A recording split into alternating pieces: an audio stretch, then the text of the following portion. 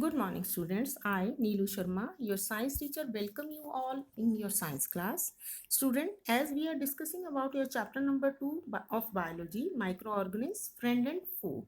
And in the previous session, we have discussed about what are microorganisms and their friendly uses, some friendly microorganisms. And in the continuation of this chapter, today we will discuss about some other uses of the microorganisms. First of all, we will discuss about some medicinal uses of microorganisms. Children, whenever you fall ill, the doctor may give you some antibiotic tablet. You must have heard this name, antibiotic, capsule, injection, such as penicillin. This is the name of one antibiotic. The source of these medicine is microorganisms. Means these biotics are made up of microorganisms. These medicine kill or stop the growth of disease causing microorganisms. Means the antibiotic, what are antibiotic? The medicine which kill or stop the growth of disease causing microorganisms are called antibiotics. These days a number of antibiotics are being produced from bacteria and fungi. The name of some antibiotics are streptomycin, tetracycline and erythromycin are some of the commonly known antibiotics which are made from fungi and bacteria. These are also microorganisms.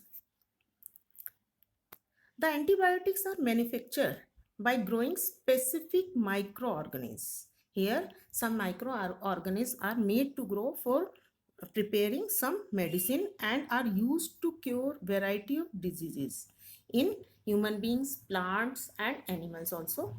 Antibiotics are even mixed with the feed of livestock, buffalo, cow and other livestock. Poultry means the chicken and other birds to check the microbial infection in animal. They are also used to control many plant diseases. Here we will talk about Alexander Fleming, one scientist who discovered penicillin, the antibiotic. In 1929, Alexander Fleming was working on a culture of disease-causing bacteria.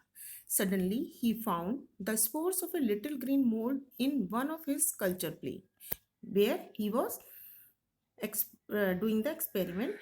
He observed that the presence of mold prevented the growth of bacteria. In fact, it also killed many of these bacteria. From this incident, he discovered mold penicillin and was prepared. Now we will discuss about one more scientist, Edward Jenner, which invented the vaccine for smallpox. It is important to remember that antibiotics should be taken only on the advice of a qualified doctor. Here, remember, we should take the advice of qualified doctor only whenever we feel it is necessary to take antibiotic. Also, you must have finished the course prescribed by the doctor. If you take antibiotic when not needed or in wrong dose, it may make the drug less effective or when you might need it in future. Also, antibiotic taken unnecessarily may kill the beneficial bacteria in the body. Antibiotics, however, are not effective against cold and flu as these are caused by viruses. जो diseases viruses से होती हैं उन पे antibiotic effect नहीं करते और हमें एंटीबायोटिक कभी भी रॉन्ग डोज में नहीं लेनी चाहिए और जितनी डोज डॉक्टर द्वारा प्रिस्क्राइब की जाए उसी पर उतनी लेनी चाहिए. नहीं तो जब भी फ्यूचर में हमें कभी भी एंटीबायोटिक लेनी पड़े या उसकी रिक्वायरमेंट हो तो वो हमारी बॉडी पर उतना अच्छा असर नहीं